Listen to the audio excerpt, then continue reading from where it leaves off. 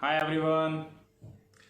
आज का जो ये वीडियो है ये मैं बहुत एक स्पेसिफिक पर्पज़ के साथ बना रहा हूँ। जैसे कि हम जानते हैं कि हम सब कोविड-19 से स्ट्रगल कर रहे हैं। पूरी दुनिया कोविड-19 से स्ट्रगल कर रही है। There are lot of negative side of it, but along with the negative side इसके काफ़ी सारे पॉजिटिव साइड भी है। तो नेगेटिव साइड की तो हम सभी लोग बात कर ही रहे हैं, पूरे दिन भर उसी की बात चलती रहती है। तो आज हम इसके पॉजिटिव साइड की कुछ बात करते हैं, ठीक है। तो पॉजिटिव साइड में क्या है? पॉजिटिव साइड में ये है कि आज हम सब अपनी फैमिली को टाइम दे पा रहे हैं। पेरेंट्स दिन भर अपने बच्चों के साथ में हैं। बच्चे अपने टैलेंट और अपनी क्रिएटिविटी पे काम कर पा रहे हैं। मैंने सोशल मीडिया पे बहुत सारे पोस्ट देखे हैं बच्चों के, जहाँ पे उन्होंने बहुत सारे क्रिएटिव आर्ट वर्क बना रखा है। तो इस पर्टिकुलर वीडियो के अंदर हम लोग ड्राइंग और पेंटिंग को डिस्कस करेंगे, क्योंकि वो मेरा इंटरेस्ट एरिया भी है, तो मैं उस पर अपना कुछ इनपुट दे पाऊँगा बच्चों के लिए। तो हम डिस्कस करते हैं उस पर कि आज जो बच्चे आर्ट वर्क और पेंटिंग्स बना रहे हैं उसमें मैंने कमाल का क्रिएटिव वर्क देखा है। कमाल का क्रिएटिव वर्क है बच्चों में। बट जब एज ए आर्टिस्ट हम उसको देखते हैं डीपली, तो लगता है कहीं ना कहीं कि इसके अंदर और कुछ किया जा सकता था जिसमें इसकी ब्यूटी बढ़ सकती थी। कुछ छोटे छोटे टेक्निकल एस्पेक्ट्स है उसके अंदर जिस पे काम किया जा सकता है। तो आज इस वीडियो को हम दो पार्ट में डिवाइड करेंगे, फेज़ 1 एंड फेज़ 2। फेज़ 1 के अंदर हम लोग डिस्कस करेंगे कि पेंटिंग्स के लिए हम जो इक्विपमेंट यूज़ करते हैं वो इक्विपमेंट किस तरह के होते हैं और किस तरह के इक्विपमेंट हमको यूज़ करने चाहिए। और second part of the video के अंदर हम लोग कुछ पेंटिंग बना के देखेंगे, शेड्स के बारे में समझेंगे, उन इक्विपमेंट को कैसे यूज़ करते हैं उसके बारे में समझेंगे।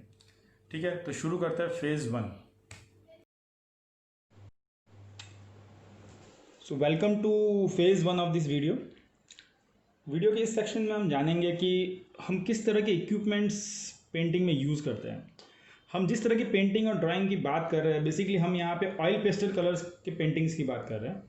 इस वीडियो में जो हम कवर कर रहे हैं वो ऑयल पेस्टल कलर्स है। और जब हम ये इस ऑयल पेस्टल कलर से पेंटिंग्स बनाते हैं तो हमें कुछ इक्विपमेंट्स की ज़रूरत पड़ती है, कुछ फिगर्स ड्रॉ करने के लिए और कुछ अफेक्ट्स देने के लिए। तो किस किस तरह के इक्विपमेंट्स यूज़ करते हैं वो डिस्कस करते हैं। तो सबसे पहले हम जानते हैं कि हम इसमें यूज़ करते हैं फिगर्स के लिए पेंसिल्स यूज़ करते हैं। तो पेंसिल्स किस तरह की होती है, कितने तरह की पेंसिल्स होती है, उसमें क्या क्या ग्रेड्स होते हैं, किस तरह की ब्रांड की पेंसिल हमको यूज़ करनी चाहिए जो अवेलेबल है मार्केट में। वैसे हम किसी भी ब्रांड की पेंसिल यूज़ कर सकते हैं। तो पेंसिल होती है 3 तरह की। सबसे पहले हम डिस्कस करेंगे ग्रेफाइट पेंसिल्स जो हम नॉर्मली यूज़ करते हैं। हम जो नॉर्मल पेंसिल्स यूज़ करते हैं वो ग्रेफाइट पेंसिल्स होती है। अब ग्रेफाइट पेंसिल्स के बेनिफिट ये है कि पेंसिल बहुत ही स्मूथ होती है, बहुत ही स्मूथ चलती है, बट उसमें डार्कनेस इतनी ज़्यादा नहीं होती है जितनी अदर कैटेगरी ऑफ पेंसिल्स में होती है, जैसे चारकोल और कार्बन में। अब इसमें बहुत सारे ग्रेड्स आते हैं। तो इसमें ग्रेड शुरू होते हैं 9H से लेकर के 9B तक। अब 9H क्या है, 9B क्या है, ये हम समझते हैं। इनके बीच में क्या क्या ग्रेड्स आते हैं। तो 9H जो है बेसिकली वो सबसे लाइटेस्ट ग्रेड है। जो सबसे लाइट पेंसिल चलती है वो 9H कैटेगरी की होती है। 9H से शुरू होकर के 9H 8H इस तरह से रिवर्स में जाकर के H कैटेगरी तक जाती है पेंसिल्स। मतलब H कैटेगरी जो है वो थोड़ी डार्क होगी, 2H से 4H से 5H से थोड़ी डार्क होगी। फिर आती है category HB pencil. HB pencils वो होती है जो हम रेगुलर राइटिंग के लिए यूज़ करते हैं। यहाँ पे H और B का मतलब क्या है? H का मतलब है हार्डनेस, B का मतलब है ब्लैकनेस। तो पेंसिल अगर H कैटेगरी की है तो उसमें हार्डनेस ज़्यादा होगी पर ब्लैकनेस ज़्यादा नहीं होगी। जैसे कि 9H जो है वो एकदम लाइटेस्ट है, उसमें ब्लैकनेस ज़्यादा नहीं है।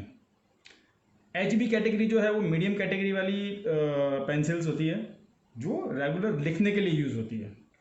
नाउ पेंटिंग्स के लिए जो पेंसिल यूज होती है वो B कैटेगरी की पेंसिल होती है।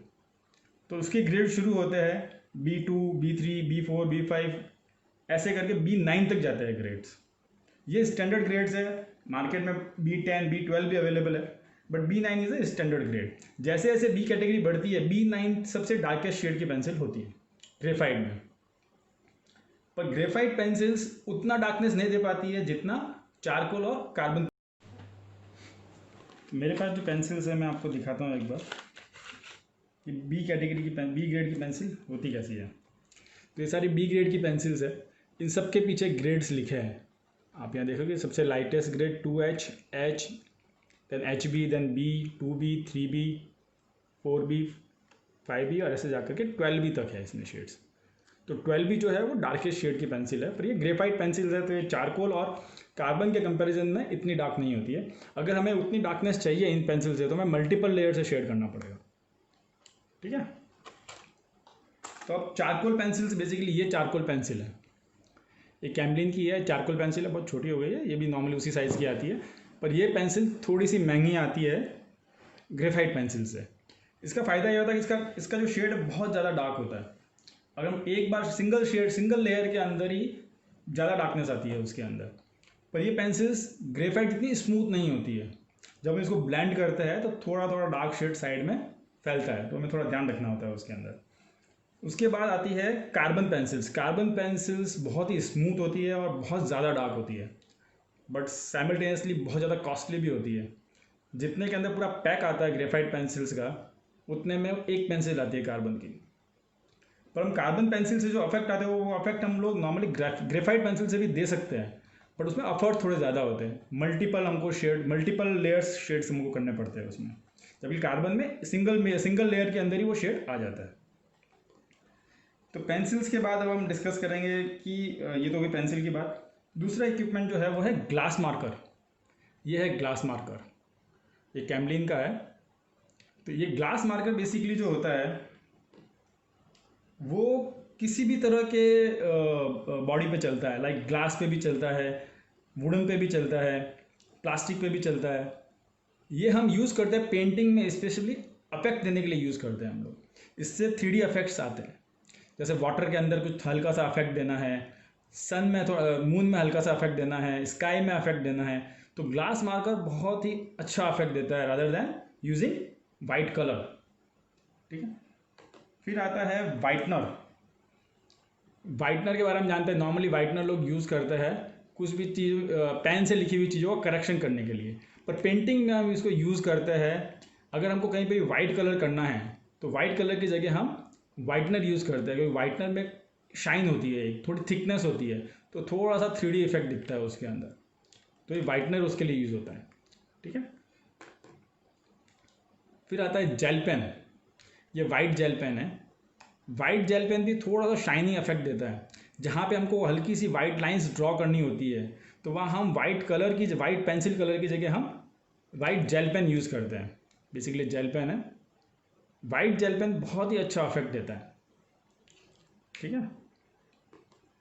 इसके बाद में सबसे इम्पॉर्टेंट चीज़ वो होती है masking.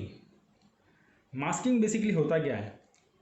Masking is a technique to protect certain area of your painting. जो पेंटिंग आप कर रहे हो, आप चाहते हो कि पर्टिकुलर किसी एरिया में पेंट नहीं जाए, तो उसके लिए आपको क्या करना पड़ेगा? या तो बहुत ही धीरे आपको वहाँ पेंट करना होगा, बहुत ही ध्यान से पेंट करना होता है, तो आपका पेंट दूसरे एरिया में नहीं जाएगा। अगर आपके पास, आपको टाइम बचाना अगर, तो आप मास्किंग टेक्निक यूज़ कर सकते हो। मास्किंग टेक्निक में बेसिकली ज़्यादातर लोग यूज़ करते हैं पेपर टेप। तो ये पेपर टेप मास्किंग के लिए यूज़ होती है। जिस एरिया में आप चाहते हो कलर नहीं जाए वहाँ पे आप पेपर टेप लगा दो और फिर आप फटाफट कलर कर लो, और उसके बाद जो पेपर टेप आपने लगाया है उसको आप निकाल दो। इसको हम यूज़ करके देखेंगे सेक्शन फेज़ 2 के अंदर, ठीक है। ये भी अलग अलग साइज़ में अवेलेबल होती है। जैसे बहुत छोटी है, जहाँ पे हमको छोटा एरिया कवर करना है, ये थोड़े बड़े साइज़ की है, ठीक है। उसके बाद आता है ब्लेंडिंग। ब्लेंडिंग के लिए बेसिकली हम लोग मल्टीपल तरह की चीज़ें यूज़ कर सकते हैं। ब्लेंडिंग के लिए मेरा जो सबसे फेवरेट है वो है टिश्यू पेपर। टिश्यू पेपर से हम ब्लेंडिंग करते हैं तो बहुत ही इफेक्टिवली, बड़ा एरिया जब भी ब्लेंड करना होता है ना, तो टिश्यू पेपर यूज़ करना चाहिए। टिश्यू पेपर को यूज़ करने के लिए पहले उसको फोल्ड करना चाहिए, मल्टी लेयर फोल्ड कर दो उसको।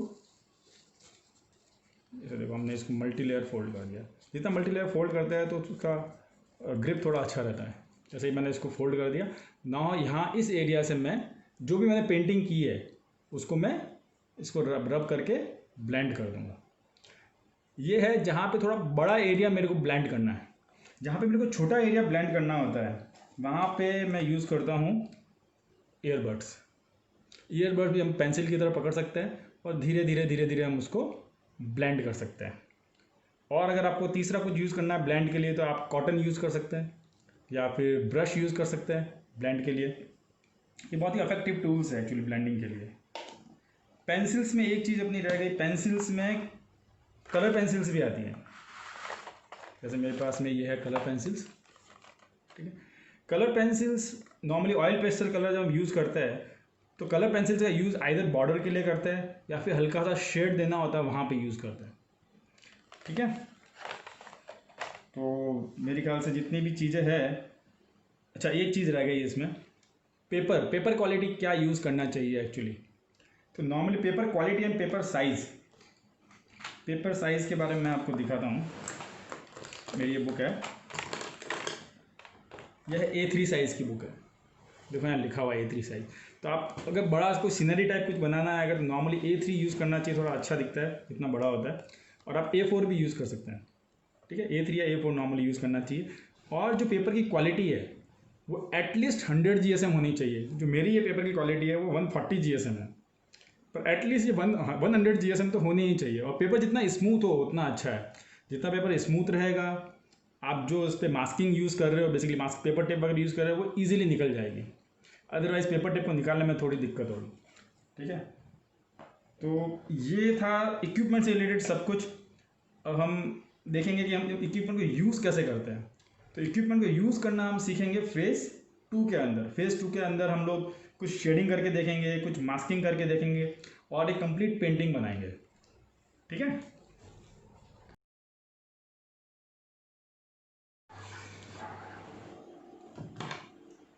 So welcome two phase 2 of this video. अभी इस पार्ट में हम एक्चुअली पेंटिंग बनाना सीखेंगे।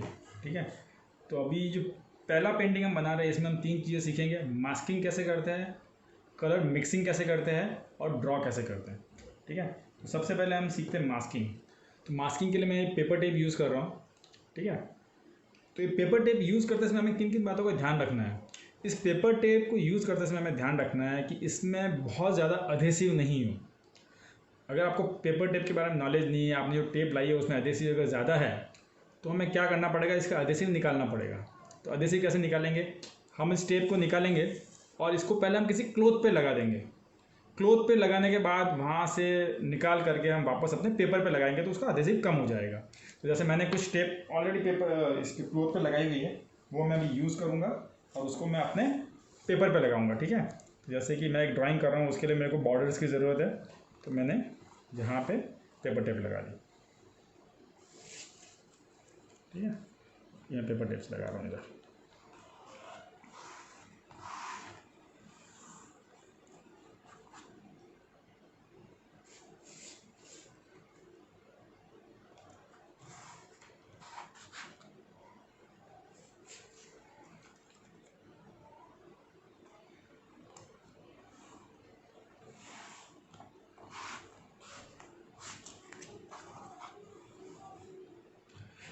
पेपर टेप, तो ये मास्किंग कंप्लीट कर दी हमने। ठीक है, अब मास्किंग के बाद हम सीखेंगे कि हम कलर कैसे यूज़ करें इसके अंदर। जैसे मैं एक सीनरी बनाने वाला हूँ, तो जब भी हम कलर यूज़ करते हैं, हमें नॉर्मली ट्राई करना चाहिए कि आइदर हम लाइट से डार्क की तरफ जाए या डार्क से लाइट की तरफ आए, तो ब्लेंडिंग बहुत अच्छा होता है। ठीक है, अब इस सीनरी के अंदर मैं जो यूज़ करने वाला हूँ, सबसे पहले मैं थोड़ा डार्क शेड यूज़ करता हूँ, महरून कलर का। ठीक है, ये यूज़ करने के लिए नॉर्मली मैं इसको बहुत ज़्यादा रफ तरीके से यूज़ करता है। ठीक है, इसको यहाँ पे आप ड्रॉ कर दोगे, इसको बहुत ज़्यादा आराम से करने की ज़रूरत नहीं है। तो ये ध्यान रखना कि जो मास्किंग हमने की है उसके बॉर्डर पे प्रॉपरली हो जाए। ठीक है, देन मैं थोड़ा सा इसका लाइट शेड यूज़ करूँगा, ये है रेड कलर। ठीक है, बहुत रफ तरीके से यूज़ कर रहे हैं। देन मैं इसमें थोड़ा सा और लाइट शेड यूज़ करूँगा इसका,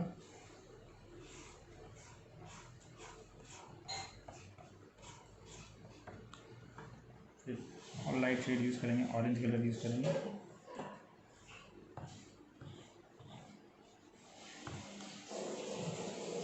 और लाइट शेड,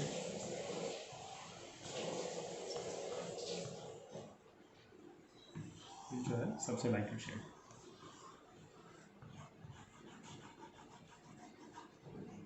बहुत ही रफ तरीके से यूज़ करेंगे। ठीक है, इसमें ज़्यादा ध्यान देने की ज़रूरत नहीं है, आपको मिक्सिंग अच्छे से करना है उसमें। बस रफ तरीके से इसलिए यूज़ करना ताकि फटाफट हो जाए। ठीक है, ये करने के बाद ये हमने अभी कलर कर दिया। ठीक है, अभी कलर करने का इसको ब्लेंड करना इंपॉर्टेंट है। तो इसको ब्लेंड करने के लिए मैंने आपको बताया था कि 3 चीज़ें यूज़ करता है ब्लेंड के लिए। टिश्यू पेपर यूज़ करता है, ईयरबड यूज़ कर सकते हो आप, कॉटन यूज़ कर सकते हो, पर क्योंकि ये बड़ा ब्लैंड है, बड़ा साइज़ है पेपर का जो ब्लैंड करना है, तो इसके लिए हम टिश्यू पेपर यूज़ करेंगे जो बहुत ही अच्छे तरीके से इस पर चलता है। ठीक है, तो इसको इस तरह से पूरा फोल्ड किया टिश्यू पेपर को मैंने, ये देखो पूरा जैसे कि फेस मैंने बताया था। ये करने के बाद इसको इस तरह से ड्रॉ करके इसको ये यूज़ करते समय ध्यान रखें जहाँ पर मास्किंग किया है वहाँ प्रॉपरली यूज़ हो जाए। ठीक है, इस तरह से पूरा यूज़ होगा।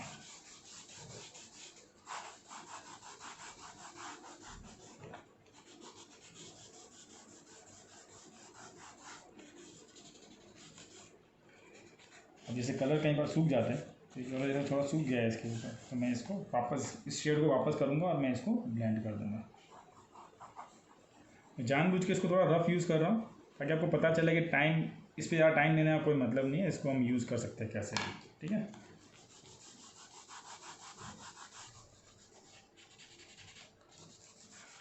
एक डायरेक्शन में नॉर्मली हमको हाथ चलाना चाहिए तो मिक्सिंग ठीक रहता है।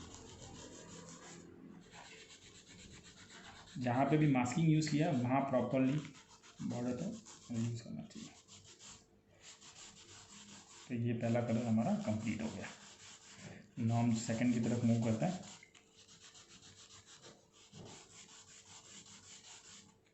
सेकंड शेड भी थोड़ा सा भी लाइट रह गया तो इसको भी आपस में यूज़ करते हैं, कलर यहाँ पे भी यूज़ करते हैं।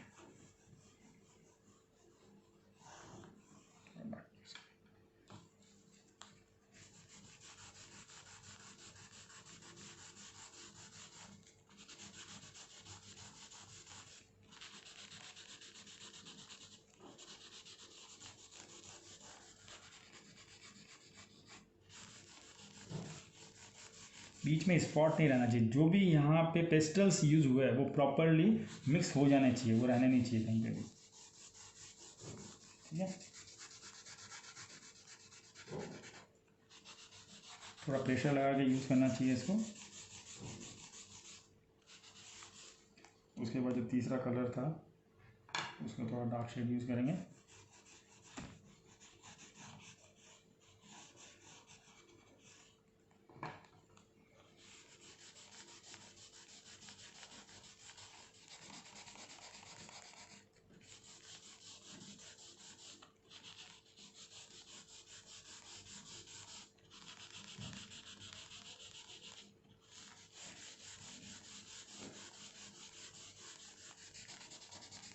जैसे हम लाइटर शेड की तरफ मूव कर रहे हैं, हमें ध्यान रखना है कि हमें same tissue paper use same side से नहीं करना है, अथवा इसका इफेक्ट लाइटर शेड पे भी आ जाएगा।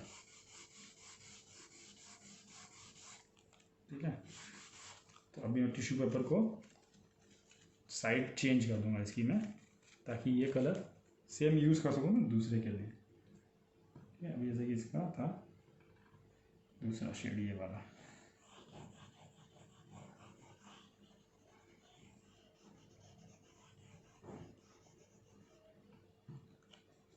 इसके नीचे वाला भी एक बार वापस कर ही लेते हैं, सूख गया कलर।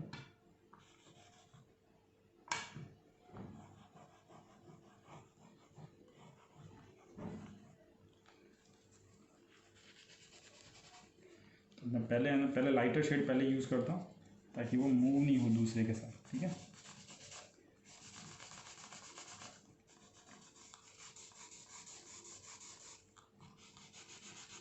मास्किंग टेप पे प्रॉपरली यूज़ करना है, नहीं तो वो नीचे की तरफ चला जाएगा कलर।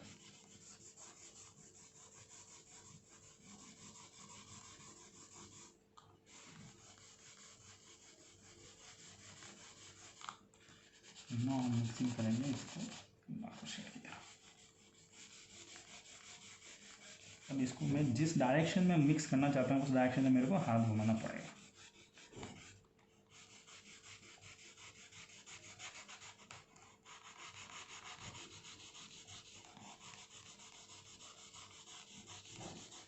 इतने पेस्टल्स यहाँ पे है वो प्रॉपरली इसमें ब्लेंड हो जाने चाहिए।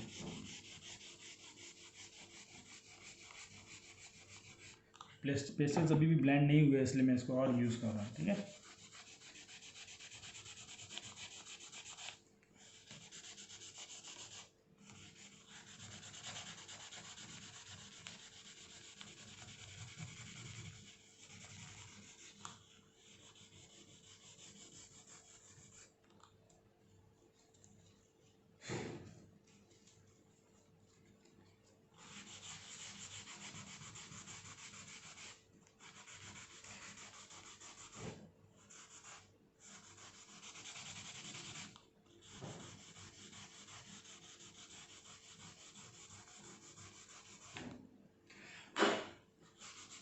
पेस्टल अभी भी यूज़ नहीं हुए प्रॉपर। यहाँ पे मेरे को एक और टिश्यू पेपर लेकर के इसको मिक्स करना पड़ेगा।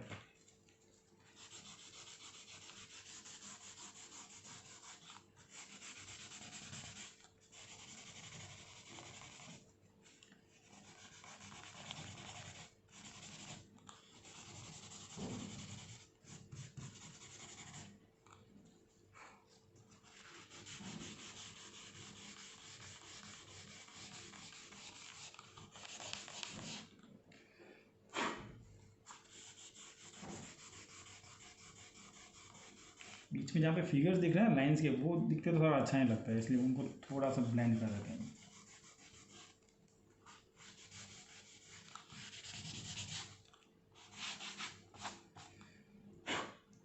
अब इसको हमने अच्छे से मिक्स कर लिया। अब ये बहुत ही रॉ दिख रहा है अभी भी, पर जब हम इसको मास्किंग टेप को हटा देंगे तो ये अच्छा दिखेगा। तो मास्किंग टेप हटाते इसमें ध्यान रखना है। अभी जैसे इसमें एडहेसिव ज़्यादा था तो ये पेपर भी साथ में निकल रहा है। तो मैं जानबूझ कर एडहेसिव थोड़ा ज़्यादा रखा ताकि वो समझ में आए कि ये प्रॉब्लम हो सकती है, इसलिए हमको धीरे धीरे इसको निकालना चाहिए। ठीक है, अब मैंने तो इसको बहुत ज़्यादा एडहेसिव था इसलिए सब पेपर निकल रहा है। तो आपको करते समय ध्यान रखना है कि पेपर नहीं निकले। तो आपको पहले क्लोथ पे इसको प्रॉपरली यूज़ करना है, उसके बाद यहाँ लगाना है।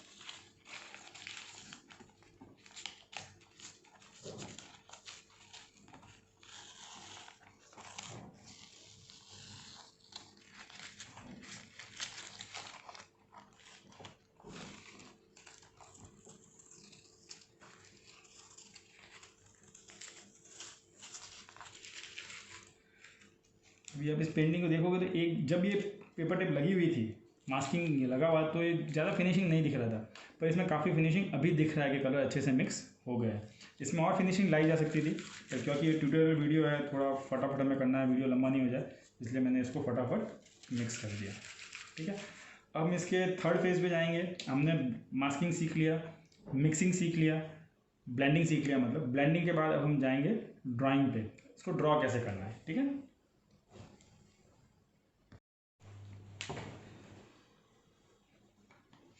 अब हम सीखेंगे कि इसके ऊपर हम ड्रॉ कैसे करें।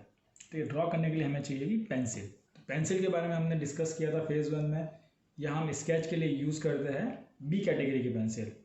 अब हम यहाँ पे जो भी ड्रॉ करेंगे, अगर हमें वो डार्क शेड का चाहिए तो हमें बी कैटेगरी में भी हायर बी कैटेगरी की पेंसिल यूज़ करनी पड़ेगी, जैसे कि 8B 10B समथिंग। ओके, तो अब यहाँ पे हम क्या ड्रॉ कर सकते हैं, हम यहाँ पे कुछ ट्री ड्रॉ करके देखते हैं। ठीक है, तो जस्ट पहले हम लाइट लाइट शेड बनाएंगे इसके ऊपर।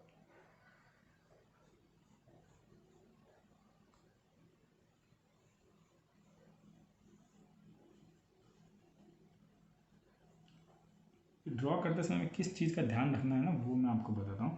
पहले एक हम ड्रॉ कर लेते हैं।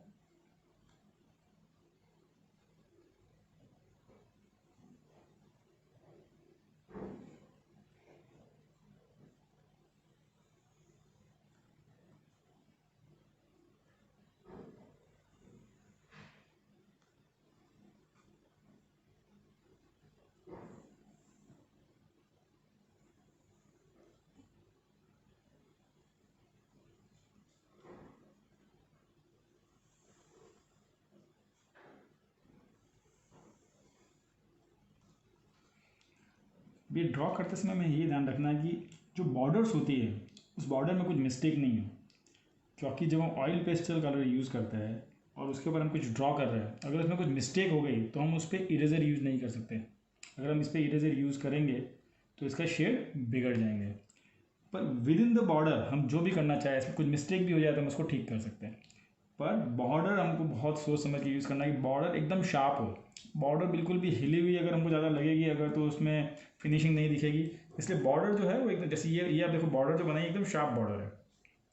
ठीक है ना, जैसे ये आप देखोगे बॉर्डर शार्प है, अंदर थोड़ा प्रॉब्लम है। अंदर प्रॉब्लम है तो कुछ फर्क नहीं पड़ता, अंदर हमको वैसे भी शेड करना है। ठीक है, तो शेड हम ऐसे यूज़ कर सकते हैं।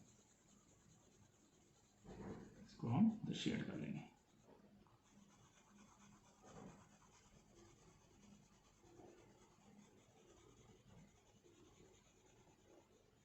हमें ध्यान रखना है कि जब शेड यूज़ करें तो बॉर्डर से बाहर नहीं जाना चाहिए। बॉर्डर पे जब हमारा हाथ जाएगा तो वहाँ पे फिनिशिंग आनी चाहिए, अंदर आप कैसे भी यूज़ कर सकते हो। ठीक है, बॉर्डर पे जब भी हाथ आ रहा है हमारा तो हमें ध्यान रखना है कि सही जाए।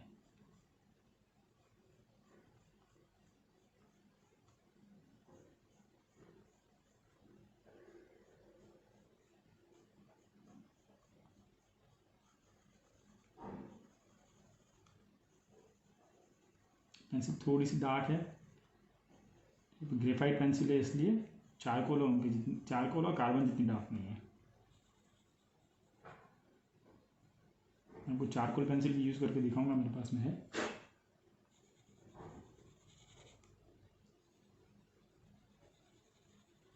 इस पर जो डस्ट आ रही है वो हमको ध्यान रखना है कि बॉर्डर के बाहर नहीं जाए वो डस्ट, क्योंकि वो डस्ट अगर बॉर्डर के बाहर चली गई अगर तो वो हम इरेज नहीं कर पाएंगे। इसके लिए हमको थोड़ा ध्यान रखना है, ठीक है।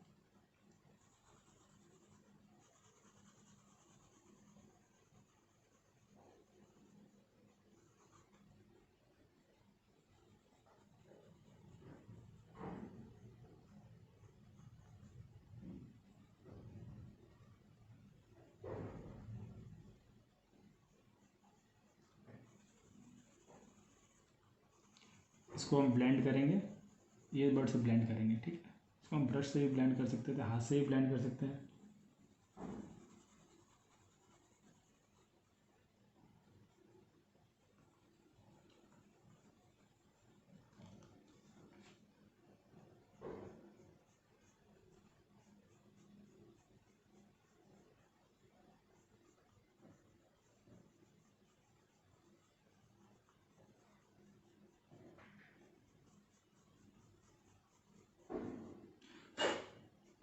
अगर थोड़ी डस्ट बाहर चली जाती है तो आप उसको ब्लो करके उड़ा सकते हो, ठीक है। उस पर हाथ नहीं लगाना, अदरवाइज वो फैल जाएगा।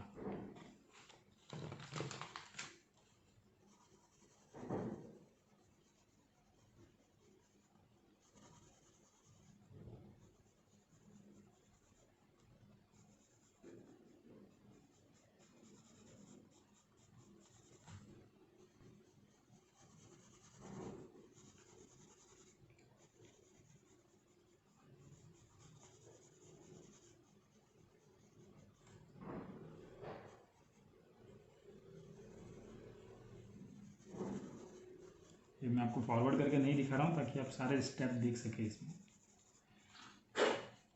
ठीक है। अभी हम इसको ईयरबड के थ्रू ब्लेंड करने की कोशिश करेंगे, ठीक है। ये ईयरबड है मेरे पास में, इसको थोड़ा ब्लेंड करते हैं। पीछे कलर है इसलिए थोड़ा सा ये ब्लेंडिंग में दिक्कत दे रहा है, तो मुझको एक लेयर और करनी पड़ेगी। मैंने ग्रेफाइट पेंसिल यूज़ की है।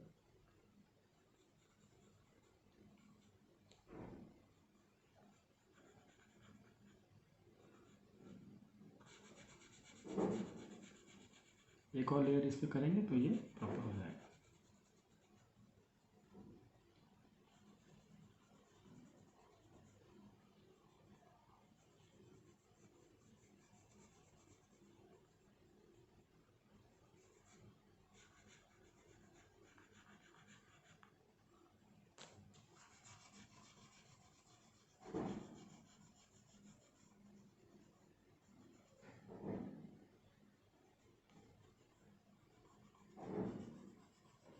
बॉर्डर पे यूज़ करते समय बहुत ध्यान रखना होता है, वरना आपने इतनी पेंटिंग बनाई वो पूरी वेस्ट हो जाती है और उसका फिनिशिंग उतना अच्छा नहीं दिखता।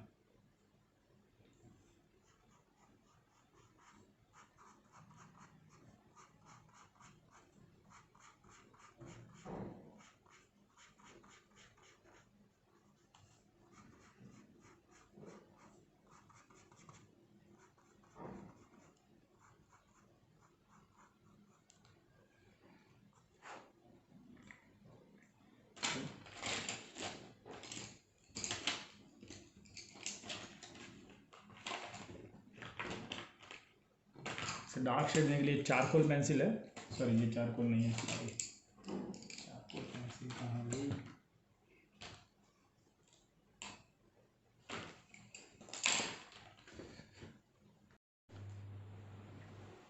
तो हम कार्बन पेंसिल यूज़ करते हैं इसके लिए। इसको और डार्कर शेड देने के लिए हम कार्बन पेंसिल यूज़ करते हैं। ये कार्बन पेंसिल है, कैमलिन की पेंसिल है जो हम यूज़ कर रहे हैं। ठीक है। तो इसमें डस्ट थोड़ी ज़्यादा होती है, इसलिए हमें ध्यान रखना है।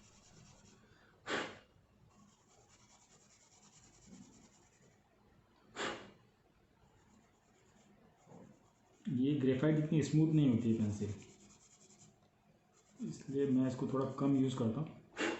कार्बन पेंसिल ज़्यादा अच्छी रहती है, कभी मेरे पास है नहीं।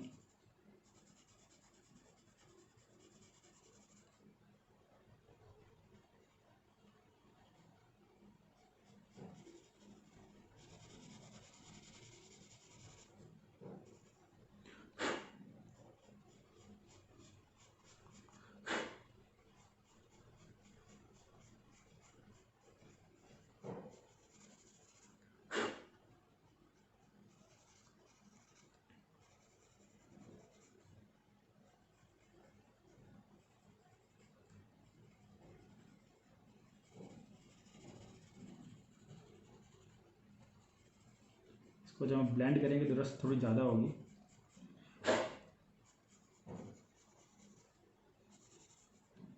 ठीक है।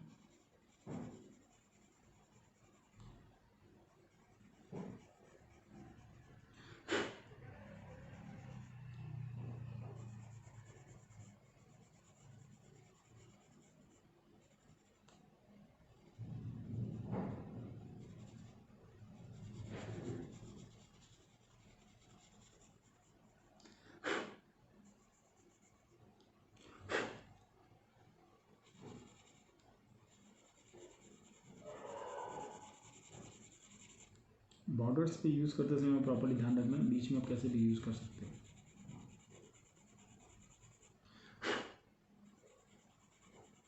तो किसी भी ड्राइंग के अंदर उसकी बॉर्डर्स बहुत इंपॉर्टेंट होती है। बॉर्डर्स को ठीक करना बहुत डिफिकल्ट भी होता है।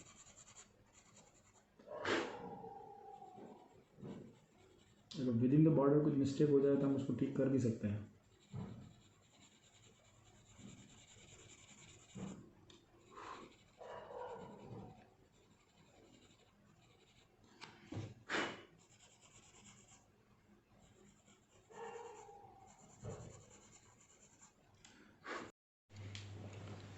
इसे और डार्कर शेड देने के लिए मैं ये चारकोल पेंसिल यूज़ कर रहा हूँ। ठीक है। तो इसमें डस्ट थोड़ी ज़्यादा होती है, तो थोड़ा वो भी ध्यान रखना होगा। ये हाथ यूज़ करते समय ध्यान रखें, मेरा हाथ यहाँ पे है, अगर मेरा हाथ इस पर ज़्यादा घिसेगा अगर, तो ये कलर बाहर आने के चांसेस है ज़्यादा, तो वो ध्यान रखते हुए हमको हाथ थोड़ा यूज़ करना है।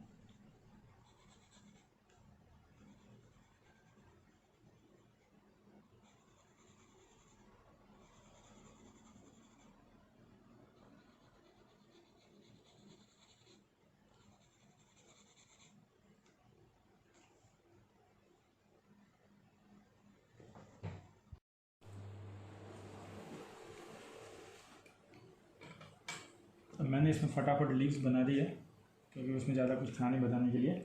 तो ये हमने एक पहले शेड किया और उसके ऊपर हमने कुछ ड्रॉ किया है, फिगर्स ड्रॉ किया। फिगर्स ड्रॉ करते समय हमें ध्यान रखना है फिनिशिंग टच का, कि जहाँ पे बॉर्डर्स है, जैसे कि पेड़ भी है तो पेड़ की जो बॉर्डर्स है उसके बाहर कुछ नहीं आना चाहिए। अंदर कुछ भी प्रॉब्लम हो तो हम उसको सॉल्व कर सकते हैं। ठीक है। उसके ऊपर मैंने ये लीव्स बना दिए। लीव्स में भी ज़्यादा कुछ था नहीं, इसलिए मैंने फटाफट ड्रॉ कर दी उसको। ठीक है। तो अब इसके बाद में हम ये पेंटिंग कंप्लीट कर दी है। इसके बाद हम एक नेक्स्ट पेंटिंग बनाएंगे जो फास्ट फॉरवर्ड मोड में रहेगी। वहाँ पे हम अफेक्ट सीखेंगे, जहाँ पे ग्लास मार्कर और जेल पेन से कैसे अफेक्ट दे सकते हैं, वो डिफरेंट पेंटिंग है। ठीक है। चलो अभी इसके अंदर एक हल्का सा यूज़ करते हैं, ग्लास मार्कर का यूज़ करते हैं हल्का सा। ठीक है ना, जो मैंने बताया ग्लास मार्कर अफेक्ट देने के लिए यूज़ होता है। जैसे अफेक्ट कैसे दे सकते हैं ग्लास मार्कर से, तो ग्लास मार्कर हल्का हल्का ऐसे चलता है, देखो। ठीक है। ये ऐसे अफेक्ट दे सकते हैं इसको। जहाँ पे भी लाइंस है ना, लाइंस को हम थोड़ा सा ऐसे अफेक्ट दे सकते हैं। हम चाहे तो बादल भी बना सकते हैं।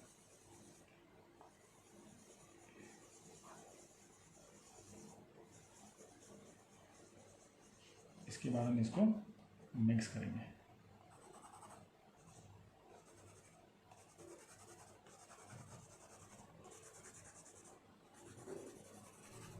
रियलिस्टिक इससे आ जाते हैं।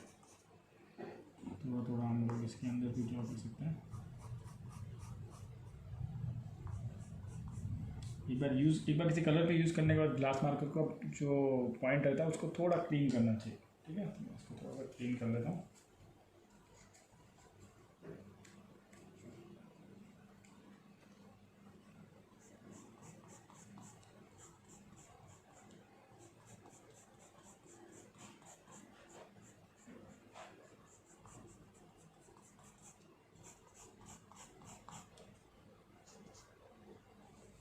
जो ऊपर अपने इफेक्ट दिया है यहाँ पे हमने, इसको थोड़ा सा हाथ से ब्लेंड कर देते हैं,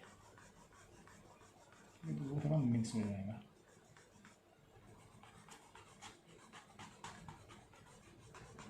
मिक्स कर दो उसको, बादल का इफेक्ट दिया है उसको थोड़ा सा उस शेप में करके मिक्स कर देते हैं। और लाइट दिया है हमने हालांकि, ठीक है, जैसे इफेक्ट देखने के लिए हमने इसको यूज़ किया। ठीक है, तो ये हमारी ड्राइंग कंप्लीट है। अभी हम एक नेक्स्ट ड्राइंग पे जाते हैं, नेक्स्ट पेंटिंग पे जाते हैं। उस पेंटिंग में कुछ मैसेज भी है एक्चुअली करंट टॉपिक पे। चलते हैं नेक्स्ट।